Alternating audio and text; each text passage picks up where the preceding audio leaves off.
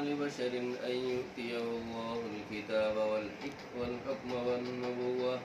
ثم يقول للناس كونوا عبادا لي من دون الله ولكن كونوا ربانيين بما كنتم تعلمون الكتاب وبما كنتم تدرسون ولا يأمركم أن تتخذوا الملائكة والنبيين أربابا أيأمركم بالكفر بعد إذ أنتم مسلمون صدق الله العظيم. سورہ آل عمران کی یہ 2 آیتیں آپ کے سامنے پڑھی گئی. اس میں اللہ تبارک و تعالیٰ نے انبیاء کرام کی بعثت کا مقصد اور ان کی نبوت کا جو مشن ہے اور جو ان کی تعلیم ہے اس کا ذکر کیا ہے. اللہ کی ربوبیت، اس کی خلاقیت اور بندوں کے تئیں انبیاء کرام کی شفقت و محبت کا یہاں ذکر کیا گیا اور اس بات کا ذکر کیا گیا کہ توحید کا کیا مقام ہے اور اس کے علاوہ شرک سے کس طرح انسان کو بیزار ہونا چاہیے اور شرک میں اگر پڑتا ہے اور شرک اگر اختیار کرتا ہے تو اس کا یہ مطلب نہیں ہے کہ انبیاء کرام نے اس کو دعوت دی ہے یا انبیاء کرام نے اس کی ترغیب دی ہے. ظاہر بات ہے انبیاء کرام تو اللہ کی طرف بلانے کے لیے مبعوث کیے گئے، اللہ کی دعوت کو عام کرنے کے لیے مبعوث کیے گئے. ان کا کہیں یہ مشن نہیں تھا کہ وہ اپنی بندگی کی طرف لوگوں کو بلائیں، اپنے بندے لوگوں کو بنائیں اور اس بات کی دعوت دیں کہ تم دنیا و ما فیہا سے بے خبر ہو کر صرف میری پیروی کرو، بلکہ انہیں اس بات کی تاکید کی گئی کہ وہ اللہ کی عبادت، اللہ کی اطاعت اور اللہ کے احکام کی پیروی کریں جو اللہ تبارک و تعالیٰ نے ان انبیاء کرام کے ذریعے ان تک پہنچائی ہے. حقیقت یہ ہے کہ یہ جو مہینہ چل رہا ہے ماہ ربیع الاول کا مہینہ، یہ وہ مبارک مہینہ ہے جس میں اللہ کے رسول صلی اللہ علیہ وسلم کی ولادت باسعادت ہوئی اور یہی وہ مہینہ ہے جس میں اللہ کے رسول صلی اللہ علیہ وسلم نے اپنے مشن کو عام کرتے ہوئے اور اپنے مشن اور اپنی دعوت کو آگے بڑھاتے ہوئے اور اس کے اندر پختگی پیدا کرتے ہوئے اللہ کے رسول صلی اللہ علیہ وسلم نے ہجرت کا راستہ اختیار کیا اور ہجرت کے ذریعے اللہ کے رسول صلی اللہ علیہ وسلم نے ایک اسلامی اسٹیٹ کا قیام کیا. ایک ایسی اسٹیٹ، ایک ایسی حکومت، ایک ایسا نظام جس کے ذریعے اللہ تعالیٰ نے اس بات کو چاہا اور اللہ کے رسول صلی اللہ علیہ وسلم نے اس بات کی کوشش کی کہ اس اسٹیٹ کے ذریعے اسلام کا فروغ ہو اور مسلمانوں کو استحکام حاصل ہو اور مسلمانوں کو ایک جگہ رہ کر اور ایک جگہ جم کر اور اپنی حکومت اور اپنا اقتدار قائم کر کے ان کے اندر اس بات کی کوشش کی جائے کہ وہ نبوی مشن کو آگے بڑھانے والے ہیں، نبوت کی جو دعوت ہے اس کو عام کرنے والے ہیں. یہ حقیقت ہے کہ اللہ کے رسول صلی اللہ علیہ وسلم کی جو بعثت ہوئی اس کے بہت سے مقاصد ہیں. ان مقاصد میں جو اہم ترین مقصد ہے وہ تعلیم و تربیت کا پہلو ہے. اسی کے ضمن میں آج میں آپ کے سامنے گفتگو کروں گا کیونکہ اللہ کے رسول صلی اللہ علیہ وسلم کی جو پہچان ہے وہ معلم کی ہے اور اللہ کے رسول صلی اللہ علیہ وسلم کی حدیث نبوی ہے. آپ نے فرمایا انما بعثت معلما، انما بعثت لاتمم مکارم الاخلاق. اللہ کے رسول صلی اللہ علیہ وسلم نے فرمایا میری پہچان، میری آئیڈینٹی اور میری بعثت کا جو مقصد ہے وہ یہ ہے کہ میں معلم بنا کر بھیجا گیا. میں ایک ٹیچر ہوں، میں ایک استاذ ہوں، میں لوگوں کو تعلیم دینے والا ہوں اور ایسی تعلیم جو اخلاق و کردار کی تعلیم ہو، इन्नमा बुइस्तु लिउतम्मिम मकारिमल अखलाक, मेरी बेइज्जत इस प्रकार हुई, इस तरह हुई कि मैं अखलाक हसना की तकमील कर सकूं। पहले मैं इन दो आयतों का मफहूम और तर्जुमा पेश करने के बाद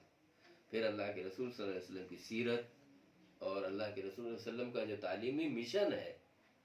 और उसकी रोशनी में मुसलमानों में जो तालीम का मिजाज है या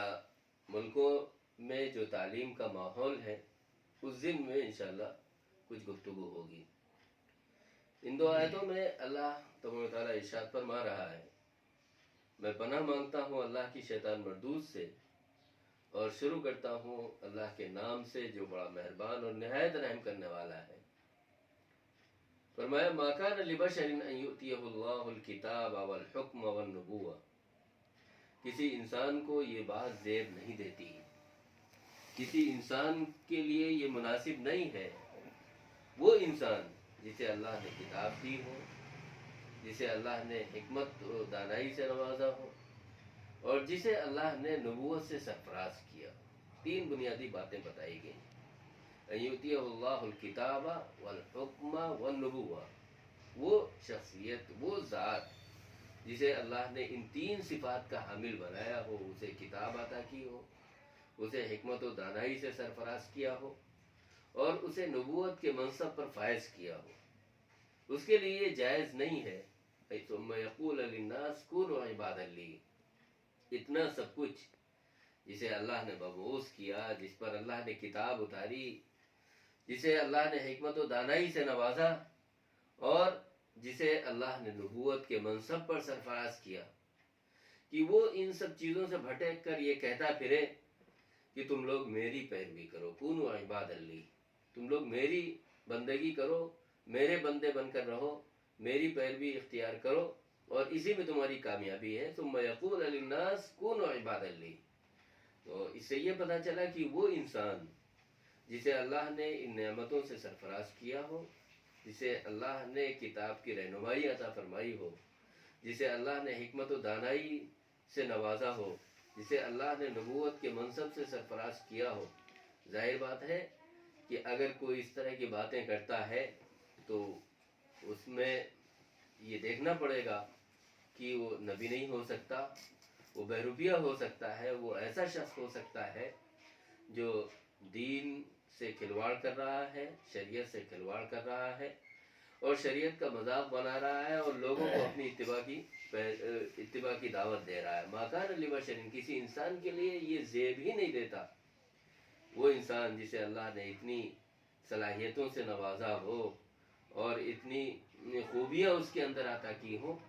अल्लाह ने अगर इतनी खूबियाँ अता की हो तो वो कभी भी ये नहीं कह सकता कौन इबादत ली, तुम मेरे बंदे बनकर रह जाओ, तुम मेरी पैरवी इख्तियार करो, तुम मेरी राह पर चलो, तुम मेरे होकर रह जाओ, कौन इबादत ली, मैं जो कहूँ उसको 100% तुम मान लो, ना अपने दिमाग का इस्तेमाल करो, ना अपने आँख का इस्तेमाल करो, ना शऊर का इस्तेमाल करो, तुम अंधभक्त होकर तुम मेरी इत्तिबा करो, कौन इबादत ली, तुम मेरे बंदे बन जाओ, मिन दूनिल्लाह, अल्लाह को छोड़कर। कभी भी ऐसा शख्स अल्लाह को छोड़कर ये अपनी बंदगी की दावत नहीं दे सकता। यकीनन उसके अंदर कुछ कमी होगी, उसके अंदर बड़ी खामियां होंगी, क्योंकि अगर खामियां नहीं हैं, अगर उसके अंदर खूबियां हैं और अल्लाह ने इतने इल्म से और इतनी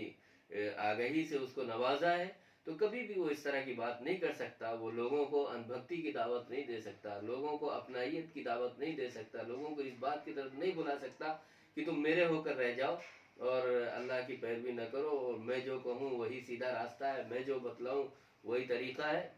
कभी भी ऐसा नहीं हो सकता।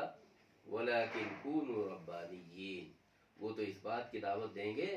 कि तुम रब्बानी बन जाओ, अल्लाह वाले बन जाओ, अल्लाह की इत्तिबा करने वाले बन जाओ, अल्लाह की शरीयत पर चलने वाले बन जाओ,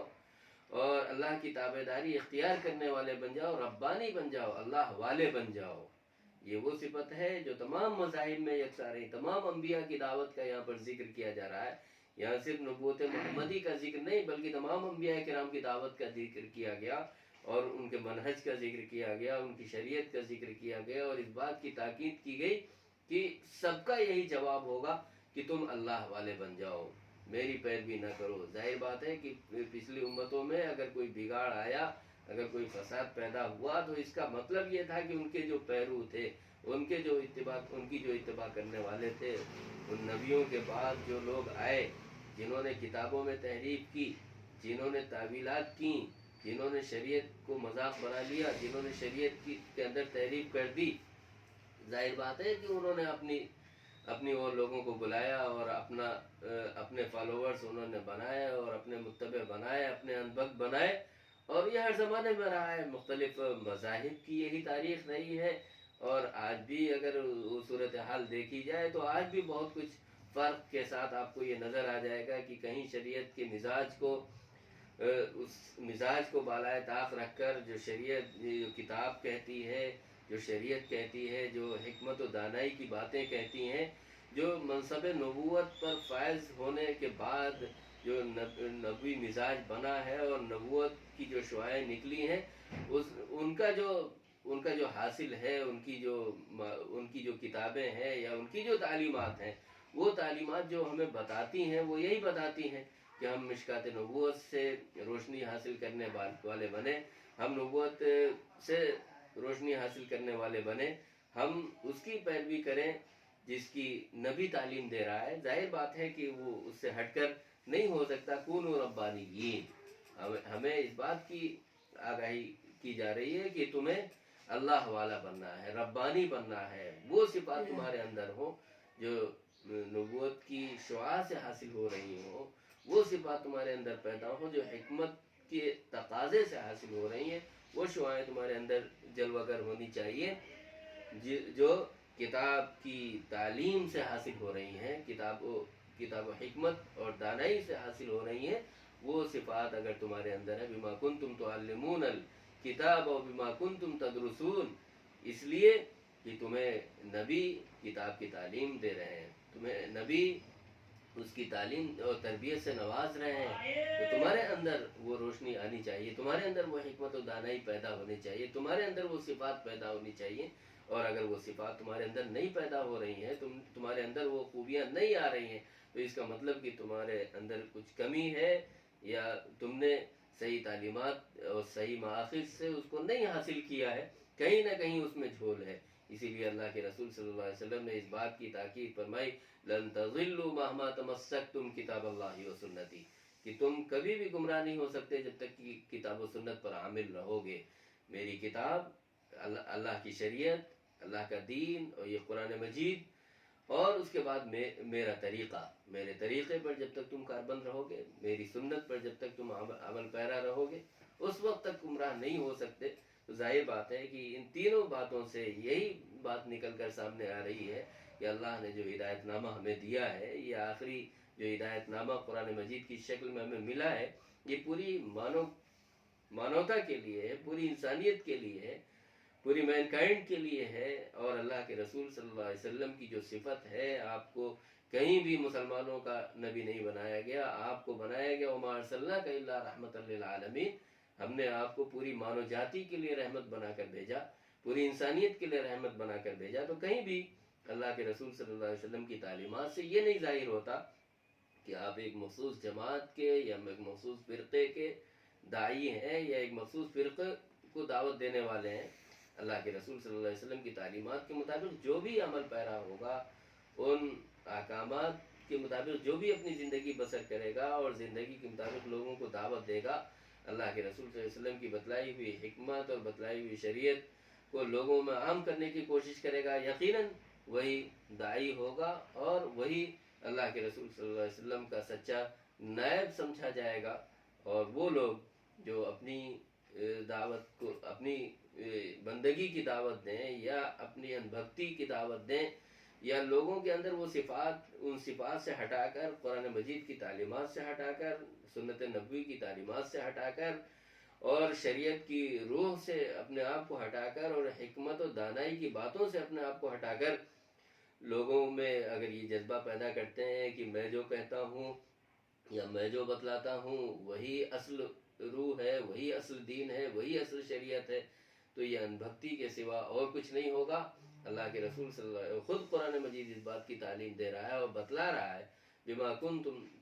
کنتم تعلمون الکتاب و بما کنتم تدرسون. اس لیے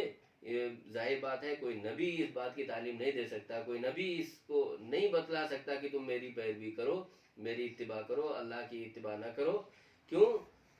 ربانیین، تم اللہ والے بن جاؤ، اس لیے کہ تم کتاب و سنت کے حامل تھے، تم نے کتاب پڑھی تھی، تم نے کتاب کی تعلیم لوگوں میں عام کی تھی اور لوگوں کے درمیان اس کی مشق کی تھی، لوگوں کے درمیان اس کو پڑھا تھا، لوگوں کے درمیان اس کو عام کیا تھا، اس کی تبلیغ اور دعوت کا کام کیا تھا. جب تبلیغ و دعوت کا کام کیا تھا تو ظاہر بات ہے کہ وہاں یہ نہیں ہو سکتا کہ ہم اس کو اپنے سے منسوب کریں اور یہ بتلائیں کہ وہاں کہیں بھی انبکتی کی گنجائش ہو سکتی ہے. اور پھر وہ تمہیں ایسا کیوں حکم دیں گے؟ وَلَا يَأْمُرُكُمْ أَن تَتَّخِذُوا الْمَلَائِكَةَ وَالنَّبِيِّينَ أَرْبَابًا. تمہیں نہ تو اس بات کا حکم دیں گے کہ تم فرشتوں کی عبادت کرنے لگ جاؤ یا نبیوں کی عبادت کرنے لگ جاؤ. نبیوں کو کہیں بھی وہ رب بنانے کی دعوت نہیں دیں گے. أَيَأْمُرُكُمْ بِالْكُفْرِ بَعْدَ إِذْ أَنْتُمْ مُسْلِمُونَ. کیا تمہیں وہ کفر اور شرک کی دعوت دیں گے جبکہ تم مسلمان ہو؟ ظاہر بات ہے ایک مسلمان کا یہ شیوا نہیں ہو سکتا. وہ اپنے عقل کے اور اپنے عقل و شعور کو بہت ہی مستحکم کر کے وہ اپنے دماغ کی گروہوں کو کھول کر وہ رکھتا ہے اور جو کچھ وہ بیان کرتا ہے اور حاصل کرتا ہے اس میں اللہ کی جانب سے حکمت کا دخل ہوتا ہے، شریعت کا دخل ہوتا ہے اور قرآنی ہدایات کا دخل ہوتا ہے. قرآنی ہدایات سے اگر وہ اپنے آپ کو دور کرتا ہے، اللہ کی تعلیمات سے اپنے آپ کو دور کرتا ہے اور نبوی مشن سے اپنے آپ کو دور کرتا ہے تو یقینی طور پر وہ اس مشن سے دور ہوگا. تو جیسا کہ میں نے آپ کے سامنے یہ عرض کیا کہ اللہ کے رسول صلی اللہ علیہ وسلم کی پیدائش اس مہینے میں ہوئی اور اللہ کے رسول صلی اللہ علیہ وسلم کی جو صفت بیان کی گئی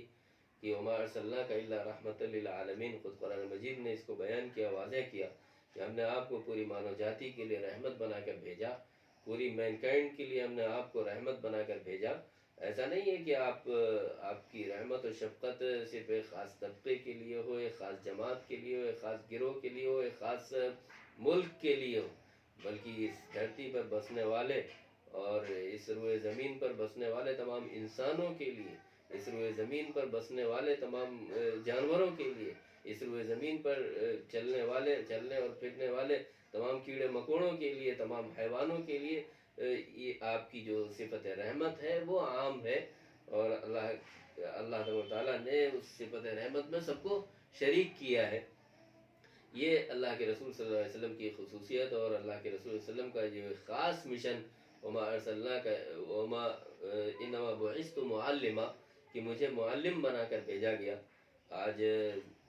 جب ہم ملکوں کا جائزہ لیتے ہیں اور اسلامی شریعت کا تقابل کرتے ہیں تو ہمیں یہ چیز نظر آتی ہے کہ چاہے دور نبوی ہو، دور نبوت ہو یا اس کے بعد خلافت راشدہ کا دور ہو، بنو امیہ یا بنو عباس کی خلافت ہو یا عثمانی خلافت کا دور ہو، اوٹومن راج ہو جس نے دنیا کے بیشتر حصوں پر حکومت کی. آپ یہ سمجھ سکتے ہیں کہ خلافت وہ دور جو خلافت راشدہ کا دور کہا جاتا ہے، وہ اسی دور سے جب اسلامی خلافت کا استحکام ہوا اور اسلام کی جو شریعت تھی، اسلام کی جو روح تھی وہ عام ہونی شروع ہوئی. تو اسلام نے اپنا نصب العین صرف یہ نہیں بنایا کہ اس کو مسجد تک جوڑا اور اس کو عبادت تک جوڑ دیا اور اس کو یہ کہا کہ دنیا سے کوئی مطلب نہیں، بلکہ ایک تو ہمیں تعلیم بھی یہ دی گئی کہ جب ہم دعا کریں، جب اللہ سے مانگیں تو ہمیں دنیا کی بھی جو نعمتیں ہیں، دنیا کی نعمتیں بھی اللہ سے مانگنی ہیں اور آخرت کی نعمتیں. ربنا آتنا فی الدنیا حسنہ وفی الآخرۃ حسنہ، ہمیں دنیا میں بھی بھلائی کی دعا مانگنی ہے، آخرت کے لیے بھی بھلائی کی دعا مانگنی ہے. اور پھر ہمیں اس بات کی کوشش کرنی ہے کہ وہ جو استحکام اس زمین پر، روئے زمین پر ہوا، جبکہ اس سے پہلے رومن امپائر تھا، پرشین امپائر تھا، آپ یہ اتنی بڑی بڑی حکومتیں تھیں جن میں ہر طرح کے ظلم اور جبر کی کہانی دہرائی جاتی تھی، مظلوم طبقات کے ساتھ ناانصافی ہوتی تھی اور اس کی وجہ سب سے بڑی یہی تھی کہ تعلیم اور تربیت کا جو منہج تھا، تعلیم و تربیت کا جو پہلو تھا وہ سب کے لیے یکساں نہیں تھا، سب کے لیے برابر نہیں تھا. ان میں درجات تھے. درجات یہ تھے کہ اونچ نیچ کے طبقات تھے. کچھ کمزوروں کے درجے میں تھے، ان کے لیے تعلیم حاصل کرنا ممکن نہیں تھا، اور جو اعلیٰ طبقے کے لوگ ہوتے تھے صرف وہی تعلیم حاصل کرتے تھے. لیکن اسلام نے اس اونچ نیچ کو ختم کیا. اسلام نے سب سے پہلے اس بات کی تعلیم دی کہ لا فرق بین عربی ولا علی عجمی، کہ نہ تو کسی عربی کے درمیان کوئی تفریق ہے، نہ عجمی کے درمیان کی تفریق ہے، نہ کالے کے درمیان کوئی تفریق ہے، نہ گورے کے درمیان کوئی تفریق ہے، نہ حسب و نسب کی تفریق ہے، نہ ذات و برادری کی تفریق ہے. تفریق اگر ہے تو اس بات کی جو امتیازات اللہ نے اسے دیے ہیں، وہ کوئی اگر ممتاز ہے، کوئی اگر اعلیٰ درجے کا ہے تو وہ اپنی خوبیوں کی بنیاد پر ہے، وہ اپنی صلاحیتوں کی بنیاد پر ہے، اپنی ان خداداد صلاحیتوں کی بنیاد پر جو اللہ نے اسے عطا کیے ہیں، ان کی بنیاد پر وہ ممتاز ہوتا ہے. لیکن اس بنیاد پر کہ حسب و نسب کی بنیاد پر، خاندان کی بنیاد پر، وجاہت کی بنیاد پر، یہ سب کوئی ایسی بنیادیں نہیں ہیں. اسی لیے جب اس کو ختم کیا گیا، اس تفریق کو ختم کر دیا گیا، اس مزاج کو ختم کر دیا گیا، تو یہ ہوا کہ اسلام نے سب سے پہلے تعلیم کے پہلو پر سب سے زیادہ زور دیا. اسی لیے آپ دیکھتے ہیں کہ غزوہ بدر میں جب مسلمانوں کو فتح مندی حاصل ہوئی اور اسیران بدر جو قیدی تھے ان کو قیدی بنایا گیا، تو ایک شرط یہ بھی رکھی گئی، جہاں فدیے کی بہت سی شرطیں تھیں، وہاں ایک شرط یہ بھی رکھی گئی کہ اگر وہ کچھ لوگوں کو تعلیم دے دیں تو اس کی بنیاد پر ان کو رہائی مل سکتی ہے. یا ظاہر بات ہے کہ وہاں تعلیم کا یہ مقصود نہیں تھا کہ ہم صرف قرآن و حدیث کی تعلیم حاصل کریں گے، یا چند کتابوں کی تعلیم حاصل کریں گے، یا چند مسلکوں کی تعلیم حاصل کریں گے. کہیں اس کی تعلیم کا ذکر نہیں ہے، بلکہ اللہ کے رسول صلی اللہ علیہ وسلم نے اس بات کی تاکید فرما دی کہ اطلب العلم ولو بالصین، تم تعلیم کو حاصل کرو، تعلیم کے لیے کوششیں کرو، تمہیں کہیں بھی جانا پڑے، ایسی جگہوں پر جہاں اگر تعلیم تمہیں مل رہی ہے، جہاں وہ تعلیم میں کوئی تفریق نہیں کی جا سکتی، تعلیم میں کوئی حد بندی نہیں کی جا سکتی، تعلیم یہ نہیں ہو سکتی کہ اس کو دین و دنیا سے ممتاز کیا جائے، اور تعلیم کو اس تفریق کے ساتھ کہ یہ دینی تعلیم ہے، دنیوی تعلیم ہے. ہر وہ تعلیم جو اللہ سے اپنے رشتے کو مضبوط کرے، اللہ سے رشتے کو جوڑے، اپنے رب سے جوڑے، اپنے رب کی پہچان کرائے، اپنے رب کی معرفت کرائے، وہ تعلیم ہے اصل. اور وہ تعلیم کوئی بھی ہو، چاہے وہ صنعت و حرفت کی تعلیم ہو، چاہے پیشہ ورانہ زندگی ہو، یا کوئی اور بھی ذریعہ ہو، اس میں ہمیں یہ دیکھنا ہوگا کہ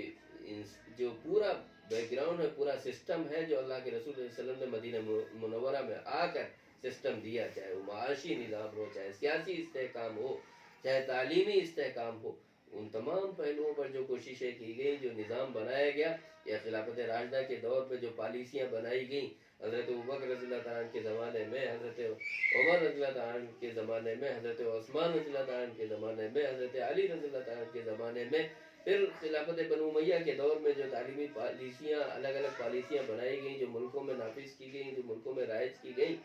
کہیں ہمیں یہ نہیں ملتا کہ چند کتابوں کی تعلیم ہو یا چند جزیات کی تعلیم ہو، بلکہ یہ پورا مکمل نظام حیات ہے جس کی تعلیم ہر نہج سے ضروری ہے. آج ہمارے ملک میں اگر اس کا موازنہ کیا جائے، جائزہ لیا جائے، خاص طور پر 2020 کی جو نئی تعلیمی پالیسی کا خاکہ پیش کیا گیا ہے، اس خاکے میں ہم مسلمانوں کو بہت کچھ سبق لینے کی ضرورت ہے، ہمیں اس کا جائزہ لینے کی ضرورت ہے، ہمیں سیکھنے کی ضرورت ہے، اور ہمیں غیر جانبدارانہ جائزہ لینے کی ضرورت ہے. یہ جو خاکے پیش کیے گئے ہیں، یہ ایسے خاکے ہیں جن کے ذریعے ہمارے مدارس کا وجود ختم ہو رہا ہے، جن کے ذریعے ہمارے مدارس، وہ مدارس جو یہ سمجھ لیجئے کہ پاور ہاؤس ہیں، جن کے ذریعے پوری انسانی زندگی میں کرنٹ پاس ہوتا ہے، روح پاس ہوتی ہے، جن کو ایک غذا ملتی ہے، روحانی غذا ملتی ہے، ان کو پورے طور پر نظر انداز کیا گیا ہے.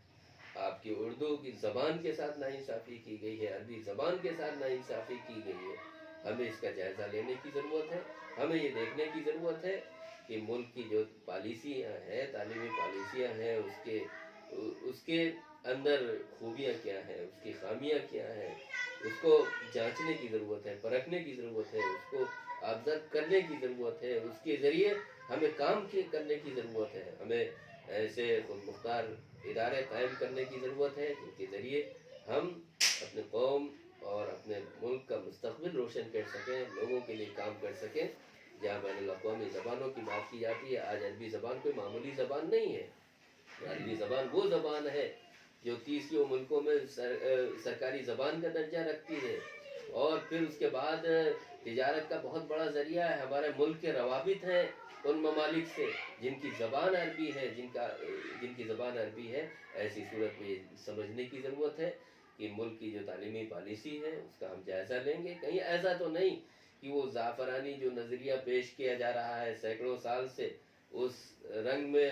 اس تعلیم کو رنگ دیا گیا ہو اور اسی منشور کو پیش کر دیا گیا ہو۔ ہمیں اس سے سبق لینے کی ضرورت ہے، سیکھنے کی ضرورت ہے۔ ہمارے مدارس کے ذمہ داران اس لاک ڈاؤن میں سب سے زیادہ اگر نقصان ہوا ہے ہمارے تعلیمی اداروں کا تو وہ مدارس ہیں۔ انہیں اپنا جائزہ لینے کی ضرورت ہے، انہیں سیکھنے کی ضرورت ہے کہ ہم ایسا کیا کریں جس کے ذریعے ہم مین اسٹریم میں آ سکیں، جس کے ذریعے ہم اپنا صحیح محاسبہ بھی کر سکیں، ہم اپنے آپ کو پورے طور پر محفوظ بھی رکھ سکیں اور آگے مشن کو بڑھا سکیں، آگے کام کر سکیں۔ ان تعلیمی پالیسیوں پر اگر ہم نے توجہ دی اور کام کیا، ظاہر بات ہے اس 12 ربیع الاول کے موقع پر آپ یہ سمجھیے یا 12 وفات کے موقع پر پورے ہندوستان میں جو مسلمان روشنی پر، قمقموں پر اور سجاوٹوں پر جو خرچ کرتے ہیں، اگر اس کا عشر عشیر بھی اپنی تعلیمی پالیسیوں پر خرچ کرنے لگ جائیں، نوجوانوں کی کفالت پر خرچ کرنے لگ جائیں اور تعلیم و تربیت کے پہلوؤں پر کام کرنے لگ جائیں، یتیموں اور بے سہارا لوگوں کی کفالت کا نظام بن جائے، اور ہماری وہ مساجد جن کا صرف یہ نہیں ہے کہ 5 وقت اس ممبر سے اذان دی جائے اور صرف اس کے بعد نماز پڑھ لی جائے، بلکہ وہ ایک کمیونٹی سینٹر ہے۔ وہ ان مساجد میں یہ ہونا چاہیے کہ محلے میں جو بیوائیں ہیں ان کا جائزہ لیا جانا چاہیے، محلے میں جو بچے ہیں جن کی تعلیم کا انتظام نہیں ہو پا رہا ہے ان کا جائزہ لیا جانا چاہیے، ان مساجد سے پوری تربیت کا انتظام ہونا چاہیے، ان مساجد سے وہ لوگ جو ذہنی طور پر مریض ہو چکے ہیں ان کی کاؤنسلنگ ہونی چاہیے، ان کو سمجھانا چاہیے، جو معمر افراد ہیں ان کو بھی سمجھانے کی ضرورت ہے، جو نوجوان ہیں ان کو بھی سمجھانے کی ضرورت ہے، جو بچے ہیں ان کو بھی اسلامی شعائر سے وابستہ کرنے کی ضرورت ہے۔ یہ مساجد ہمارے زندگی کی بہت بڑی مرکزیت اور روح ہے اور اس کے ذریعے بہت بڑا کردار ادا کیا جا سکتا ہے، لیکن جب تک ہم اس کو کمیونٹی سینٹر میں نہیں تبدیل کریں گے۔ آج اللہ کا شکر ہے کہ ہندوستان کہ ہر محلے میں، آبادی کے اکثر جگہوں پر جہاں مسلمان رہتا ہے، سب سے پہلے اس بات کی کوشش کرتا ہے کہ وہ مسجد کی تعمیر کرے۔ آخر وہ اس بات کی کوشش کیوں نہیں کرتا کہ اسی مسجد سے یتیموں کی کفالت کا انتظام کیا جائے گا، بے سہارا لوگوں کے، اس محلے کے بے سہارا لوگوں کو دیکھا جائے گا، ان کی دیکھ ریکھ کی جائے گی۔ وہ لوگ جن کی نوکریاں جا چکی ہیں، وہ لوگ جن کی تجارتیں بند ہو چکی ہیں، ان کے لیے سہولت کے ساتھ کچھ ایسا کام سامنے رکھا جائے گا، کچھ ایسا مشورہ کیا جائے گا جس سے ان کی کفالت کا انتظام ہو سکے۔ آج اللہ کے رسول صلی اللہ علیہ وسلم کی زندگی کی دیکھ لیجئے، اللہ کے رسول صلی اللہ علیہ وسلم نے مسجد نبوی کی سب سے پہلے تعمیر کرائی، اور پھر اس کے بعد اس کا مقصد ہی یہی تھا کہ آپ وہاں فیصلے بھی فرماتے تھے، وہاں مشورے بھی کرتے تھے، وہاں ہر لحاظ سے کسانوں کے حق میں فیصلے ہو رہے ہیں، غریبوں کے حق میں، محتاجوں کے حق میں فیصلے ہو رہے ہیں۔ تو یہ اس لیے کہ اگر جب تک ہم نے اس کو کمیونٹی سینٹر میں تبدیل نہیں کیا، جب تک ہم نے اس مزاج کے مطابق اپنے آپ کو آگے نہیں بڑھایا، کام نہیں کیا، اس وقت تک ہماری کامیابی نہیں ہو سکتی۔ تو اللہ کے رسول صلی اللہ علیہ وسلم کو سچی خراج عقیدت پیش کرنا اگر ہے تو ہم تعلیم کے مشن کو لے کر آگے بڑھیں۔ یہ نہ ہو کہ سجاوٹوں میں بہہ کر روپیوں کو اور اپنا سارا سرمایہ اسی میں لگا دیں اور چند گھنٹوں کی خرچی کے ساتھ زبان کا استعمال کر کے اور یہ سمجھ لیں کہ ہم نے اللہ کے رسول صلی اللہ علیہ وسلم کو خراج عقیدت پیش کر دیا، یقینی طور پر اللہ کے رسول صلی اللہ علیہ وسلم کی ذات اس سے خوش نہیں ہوگی، اللہ کے رسول صلی اللہ علیہ وسلم کبھی بھی اس سے خوش نہیں ہوں گے۔ اللہ کے رسول صلی اللہ علیہ وسلم کا جو مشن تھا، اللہ کے رسول صلی اللہ علیہ وسلم کی زندگی کا جو نصب العین تھا، اس کام کو جب تک لے کر آگے نہیں بڑھا جائے گا، اس وقت تک اللہ کے رسول صلی اللہ علیہ وسلم کی روح کو سکون نہیں حاصل ہوگا۔ آج مسلمانوں کو اس کی سب سے زیادہ ضرورت ہے۔ آج مسلمان انفرادی طور پر تو آگے بڑھ رہے ہیں، تعلیم میں بھی، تربیت میں بھی اور مشن میں بھی آگے آ رہے ہیں، لیکن یہ ان کی انفرادی کوششیں ہیں۔ اجتماعی طور پر جو ہماری تحریکات ہیں، جو ہماری سوسائٹیاں ہیں، جو ہماری مساجد ہیں، ان سب کو آگے بڑھ کر یہ کام کرنا پڑے گا، اور جب یہ کام کریں گے تو یقینی طور پر ان کا جو مشن ہے وہ آگے بڑھے گا۔ اللہ تبارک و تعالیٰ ہم سب کو اس مشن سے جڑنے کی توفیق عطا فرمائے، اور اللہ کے رسول صلی اللہ علیہ وسلم کی سچی اور پکی محبت ہمیں عطا فرمائے، ہمارے دلوں میں راسخ فرمائے، اور اللہ کے رسول صلی اللہ علیہ وسلم کی وہ جو صفت وما ارسلناک الا رحمۃ للعالمین، اس شفقت کو، اس محبت کو، اس پیرائے کو اگر ہم نے اللہ کے رسول صلی اللہ علیہ وسلم کی جو خصوصیات ہیں اگر اس کے ہم حامل بنتے ہیں اور اس کے مطابق اگر ہم کام کرتے ہیں تو یقینی طور پر ہماری زندگی کامیاب ہوگی۔ وآخر دعوانا الحمدللہ رب العالمین۔